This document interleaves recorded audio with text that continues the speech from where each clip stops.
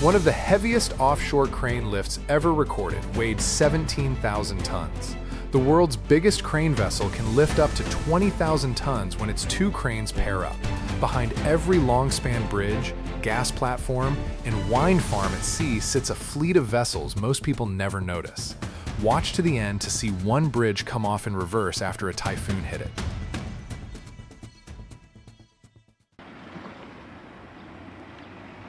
On land, the ground under a crane never moves. Out at sea, the ground under a crane is water. A floating crane barge crosses the Kanmon Strait in Japan. 110 meters long, 50 meters wide, rated to lift 3,700 tons in one pick. Tugboats push and pull to keep it on course through a busy shipping channel. Every element of this machine floats. The crane structure, the counterweight, the lift point float, and the target where the load has to land, that floats too, which is a fair explanation for why the schedule for these jobs is measured in weather windows, not in hours.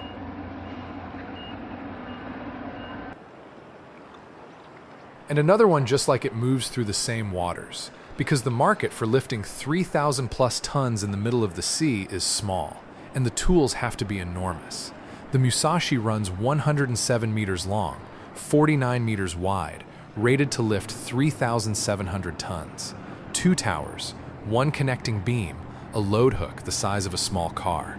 Tugboats guide it under a suspension bridge in the background. The crane barge itself is not maneuverable. It needs 3 or 4 tugs to move at any useful speed, and everything about its operation is scheduled around tide, current, and weather. And here is what all that lifting capacity is actually for. A cable-stayed bridge across a bay in Japan comes together with 2 750-ton crawler cranes and a 550-ton all-terrain crane working alongside a floating crane on the water. Deck segments arrive by barge. Cranes on land lift one end. Cranes on the water lift the other. Every segment gets aligned to millimeter tolerances while suspended over open sea. The bridge is part of a coastal expressway rebuilt after the 2011 earthquake, which means the crews are essentially building a monument to what happens when infrastructure fails, using infrastructure that cannot afford to fail. A time-lapse compilation shows the whole main tower going up to closure of the main girder. Floating cranes lift large blocks into place. Workers on scaffolding perform the final connection work. Barges hold position with mooring lines. Some scenes are shot at night with the site fully illuminated. Every lift here required a specific sea state to proceed. Wave height limits, wind speed limits, current limits. Miss the window, and the entire operation waits. Sometimes for days, sometimes for weeks, always at enormous cost. And the same principle scales up to offshore oil platforms, where the load being lifted is not a bridge segment, but a full processing plant. A shear leg crane vessel lifts a 4,200-ton topside module onto a jacket already installed on the seabed off Vietnam.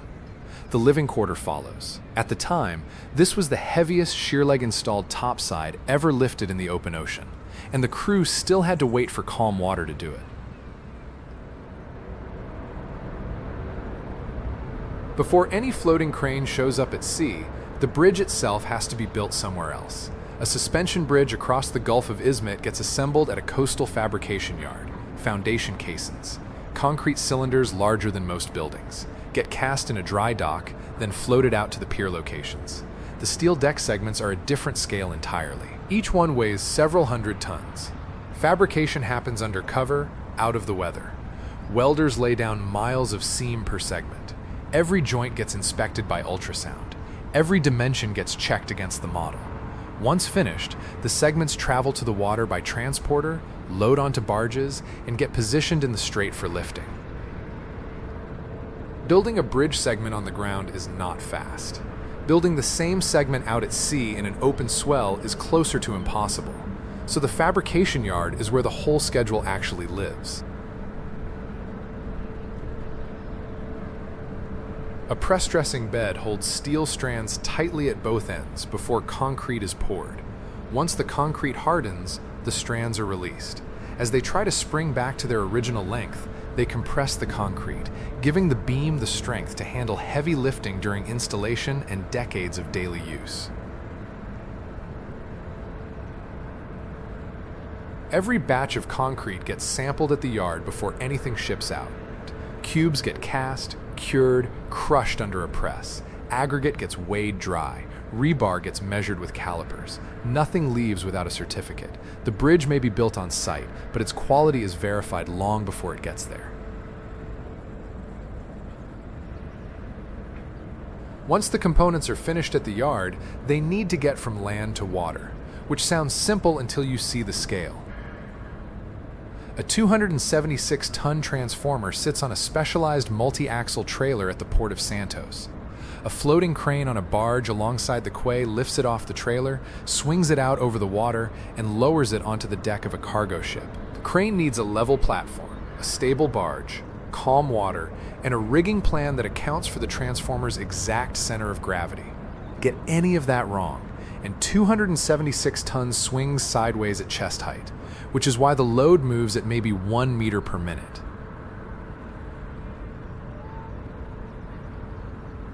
And for cargo coming from inland, the same operation runs in reverse. Construction machinery, road rollers, excavators, bulldozers, arrives at the port of Belém on river barges. A floating crane lifts each unit off the barge and lowers it into the hold of an ocean-going cargo ship bound for Karachi. Chains get inspected. Lift points get verified. Ballast on the ship gets adjusted every few units to keep the trim level. Workers on both vessels coordinate by radio. Every load must be secured before the ship leaves, because the Atlantic does not care whether your excavator was tied down properly. Getting a bridge component out of the fabrication yard is a whole operation on its own. A 183-foot concrete beam weighing 226,000 pounds rides down a highway on a multi-axle trailer. Escort vehicles clear the road. Every curve gets negotiated at walking speed.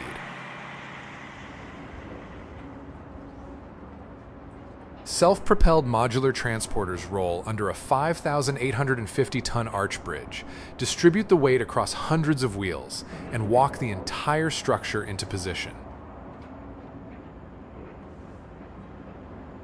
At night, the entire 5,850-ton bridge slides across the A3 highway. Hundreds of wheels turn together. Workers at control panels adjust load distribution in real time. Every axle carries the same weight, or the whole thing tilts.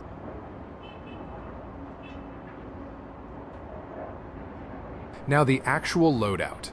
A new bridge arch rolls onto a series of barges using the same SPMT system. 12 hours of coordinated movement, ballast adjustment, and survey checks. And once loaded, the segments start their journey. A pushboat maneuvers a barge carrying 2 large concrete bridge segments into position for a floating crane to lift into place. The barge sits low in the water. The load is heavier than it looks. A tugboat tows a barge carrying a prefabricated concrete bridge segment across a calm bay. Workers ride along on the barge, watching for shift, watching the cargo, watching the water ahead. For truly enormous cargo, the loadout gets even more specialized. 2 ship-mounted cranes lift a long cylindrical vessel, one of the heaviest reactors ever built, off a heavy transporter and lower it onto the ship's deck. Ballast on the ship adjusts as the load transfers.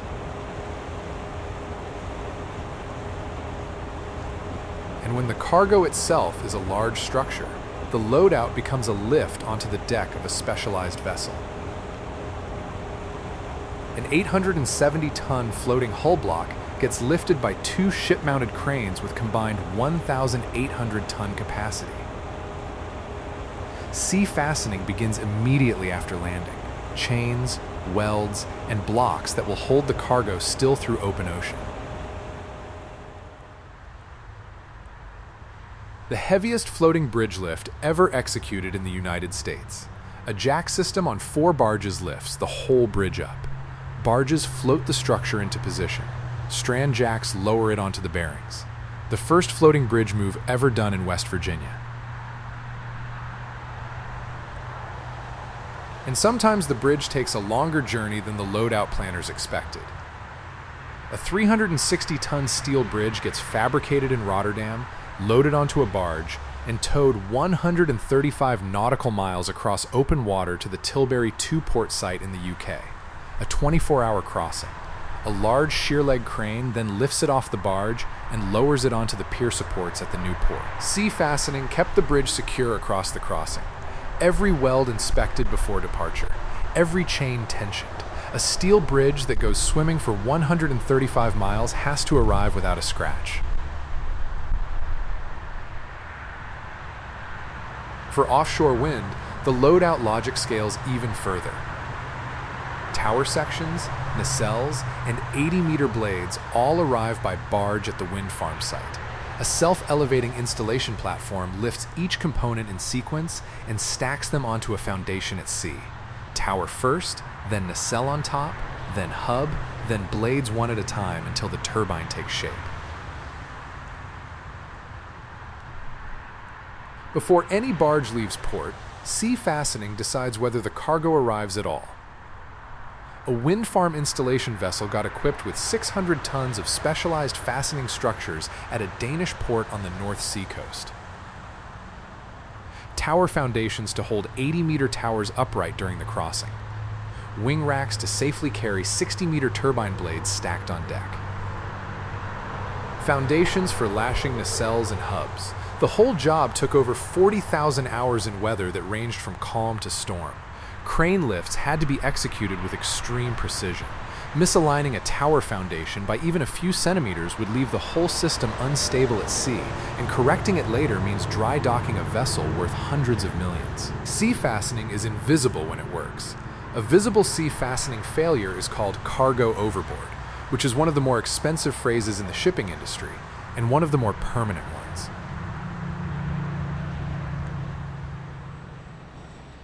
Once the barges leave port, the whole operation becomes a fleet, not a machine. A 2,050-ton floating crane loads a bridge segment onto a 14,500-ton transport barge. A separate 2,200-ton floating crane waits at the installation site.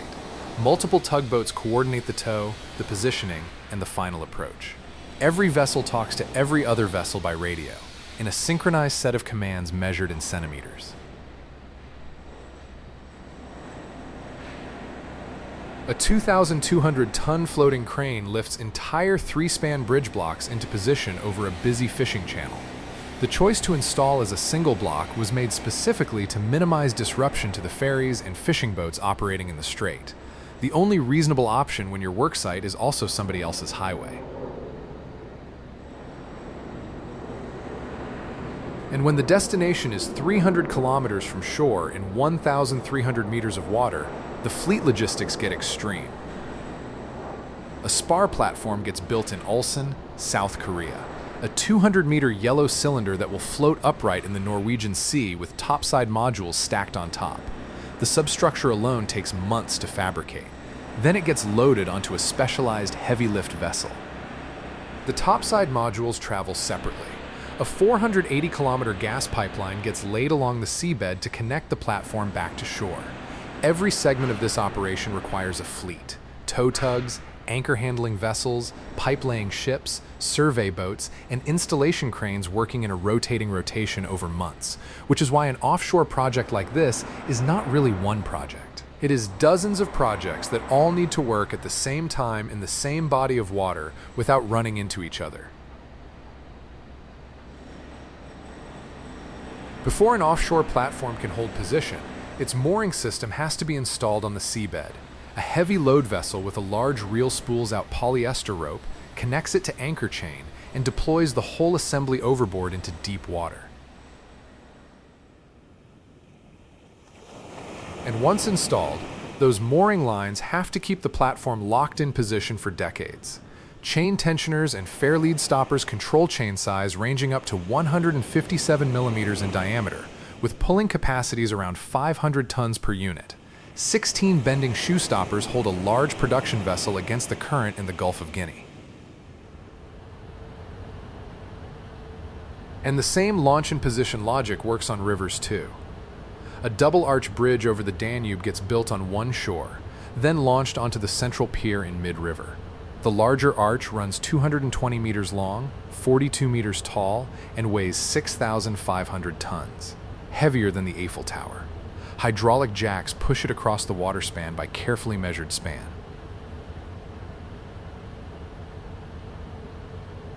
And at the largest scale ever attempted, the destination itself is a floating facility that has to be built, moored, and fed at once. A liquefied natural gas facility gets assembled in a Korean shipyard while it's mooring chains. A total of 17 kilometers, weighing nearly 10,000 tons, are being manufactured in Spain. Storage tanks the size of cathedrals get installed inside the hull. A 180-meter flare tower rises above the deck. Meanwhile, off the coast of Australia, drilling vessels complete production wells while a subsea installation ship lays flow lines and manifolds on the seabed. Support vessels get built in Singapore. All of these separate projects have to converge at the same location, at the same time, ready to work. Every floating crane, every barge, every tugboat, every anchor handler shown in this video eventually gets called for jobs like this, which is how a bridge across a bay and a gas plant in the Arafura Sea end up using the same fleet.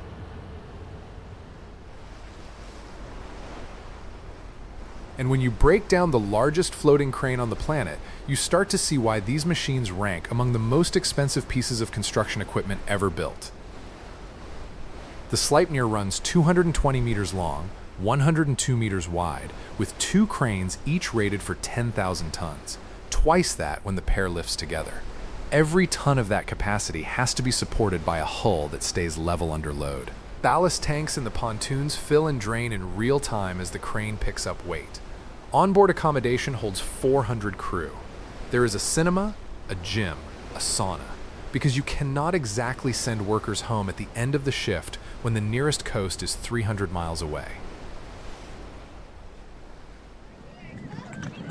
Another semi-submersible crane vessel passes through a Dutch waterway on the way to its next job. Tugboats crowd around its bow.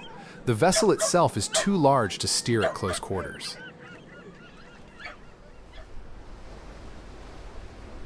For the Øresund Bridge between Denmark and Sweden, a purpose-built floating crane named Svanen, 100 meters tall, lifting capacity over 8,000 tons, carried every deck girder and pier from the coastal fabrication yard to the alignment offshore. One vessel, hundreds of lifts, 6 years of work.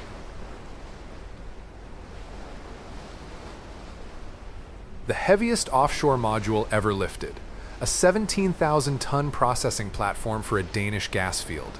The 2 Sleipnir cranes worked in tandem, transferred the load from a transport barge, and set it onto the jacket in under 24 hours after arrival, 4 days ahead of schedule. And the same crane logic scales down to harbor infrastructure, where the lifted piece is not a bridge, but a 3,700-ton concrete breakwater section. At Kochi Port in Japan, one of the country's largest floating cranes with 4,000-ton capacity lifts a 17-meter tall concrete caisson off a barge, walks it 45 minutes across the harbor at slow speed, and lowers it into position within plus or minus 30 centimeters. Then divers flood the caisson and it sinks onto the seabed. Similar operation at another Japanese port. A floating crane picks up a rectangular caisson at dusk, tugboats hold position, and the caisson descends slowly into the sea. Once submerged, the crew injects water into interior chambers to sink and stabilize it. And for the biggest bridge builds in the United States, the floating crane is the whole schedule. The Nunai Bridge across the Hudson River, later renamed the Governor Mario M. Cuomo Bridge, got built by a super crane specifically designed for the project. First girder assembly installed in June 2015. The crane sits on a pontoon, moves along the river on its own ballast system, and carries steel deck sections from the staging area to the pier locations. Every lift required tide coordination, wind checks, and communication between 5 separate control rooms, which is roughly the number of bosses one worker can safely have before something breaks. time lapse of the entire construction. Barges shift positions. Cranes swing girders into place. Concrete finishing crews follow behind. Deck segments arrive by barge, because the site is a river, and river deliveries are just cheaper than trucking anything across a bridge that does not exist yet. 5 years compressed into 4 minutes shows something you never see at real speed. How much of a bridge build is actually the crane vessel positioning, and how little is the actual lift. 20 minutes of crane work per hour, 40 minutes of moving the crane into position for the next 20. And sometimes the floating crane's job is not lifting up, it is lowering something down. The main span pile caps for the new NY bridge were built at surface level, then lowered 9 feet down into the river using 34 synchronized hydraulic jacks. The whole operation took 8 hours. Every corner of the pile cap stayed within 1/4 inch of level throughout the descent, off by more than that, and the concrete cracks before it even reaches the water. The old Tappan Z bridge center span, 4,750 tons of steel, got removed the same way, in reverse. 8 strand jacks lowered the entire section 118 feet down onto a barge grillage waiting below. Cutting torches severed the vertical hangers first. Jack strokes then moved the whole span down 10 inches at a time. And now the hardest part, landing the lift where it needs to land. A large shear leg crane vessel lifts a modular living quarter unit off a barge in a Singapore shipyard, swings it out over the water, and lowers it onto the deck of a semi-submersible drilling platform. The living quarter itself weighs several thousand tons. The target on the platform is a set of steel guide cones about 3 feet in diameter, which means the operator has to align a moving load, hanging from a moving crane, mounted on a floating vessel, onto 3-foot wide targets on another vessel that is also floating. The margin for error is 0. The whole descent takes hours. Riggers stand around the platform with radios, guiding the load down foot by foot. The crane operator makes hundreds of small adjustments. Ballast on the crane vessel and on the receiving platform shifts in real time to compensate for the load transfer. Once the pins seat, the load transfers instantly from crane to structure. And the same delicate landing has to happen for bridge towers rising directly out of the water. At Kawasaki Port in Japan, a floating crane lifts massive steel main tower sections and lowers them onto the pier caps. Each section arrives fully painted, wired, and fitted out. The lift happens at sunrise when winds are typically calmest. Workers on scaffolding attach to the tower guide the section into position with tag lines. Bolt holes have to align within a few millimeters. Get the alignment wrong, and every subsequent section stacks the error upward. A 2 millimeter offset at the base becomes a 2 centimeter offset at the top.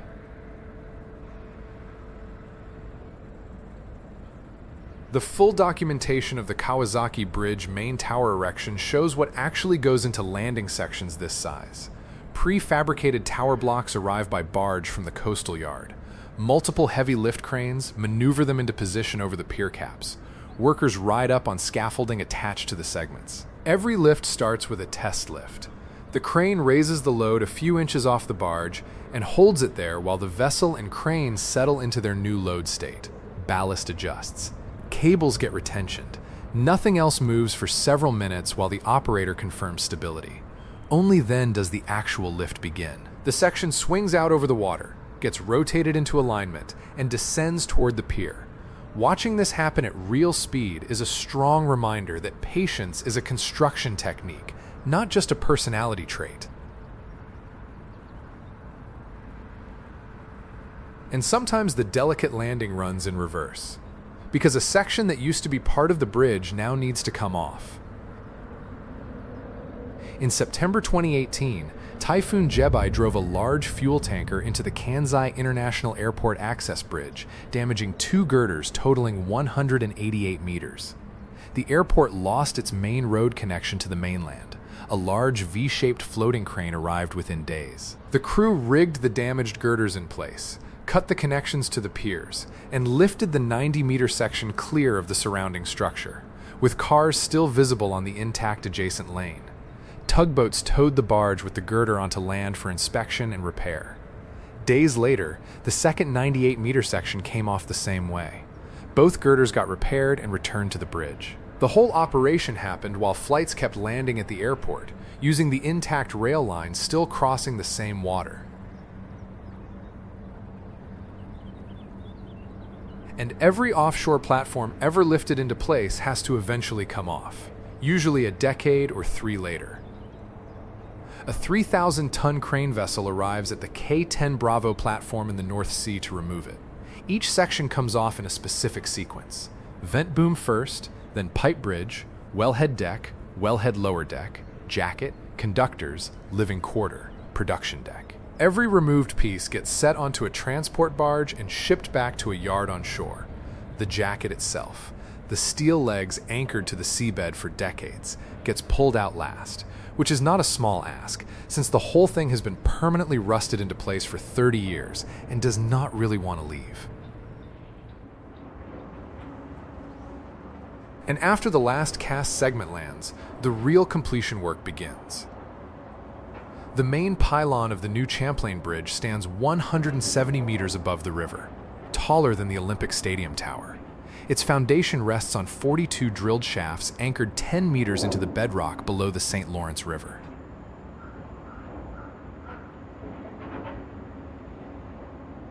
Steel box girders up to 200 tons each get pre-assembled into groups of 4 on land, forming 105-meter units. Cranes then lift the assembly into position between piers. Deck slabs, ranging from 5 to 45 tons and up to 11 meters long, get lowered onto the girders. Bolted connections lock everything together.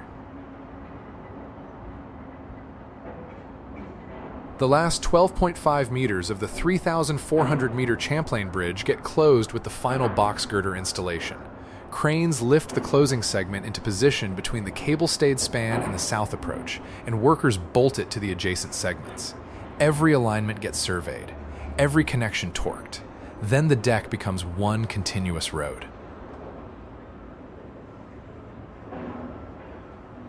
And the largest bridge segments on the Champlain project weighed 850 tons each, some of the largest ever installed on a cable-stayed bridge. The main span uses 15 segments total. 11 get lifted from the main tower using a specialized heavy lift system. 4 more get built from the opposite side of the channel to keep the whole structure balanced during construction. The lifting system has 3 parts. One lifter raises the segment from ground level to the underside of the deck. A trolley then carries it under the deck from the pylon to the tip of the cantilever. A third system positions it into final alignment, and 5,000 bolts lock each segment to the previous one. And on a bigger project across the Detroit River, the whole cycle scales up again. The Gordie Howe International Bridge main span reaches 853 meters, one of the longest cable-stayed spans in North America.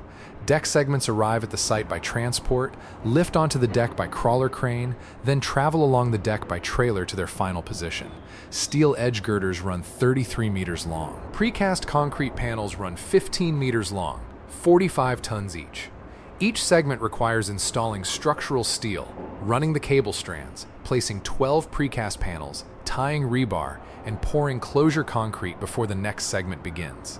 The deck has a 5% incline, flat only in the exact center of the river, because ships have to fit under a 46-meter clearance zone, which means the road slopes uphill and then downhill, and no driver will ever notice, because that is exactly the point. A specialized floating crane transfers up to 30,000 tons per day between ships at sea using a 4-rope grab.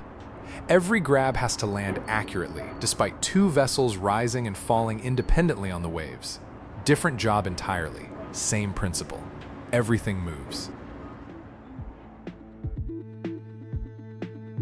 Almost every major coastal city, every offshore energy field, and every long-span bridge over open water depends on floating cranes that most people never see. The largest ones can lift 20,000 tons in a paired lift, cost more than most skyscrapers. The smallest ones grab coal from ships at anchor every single day in ports most people never think about. Only a handful of floating cranes are capable of the largest offshore lifts, which raises a fair question.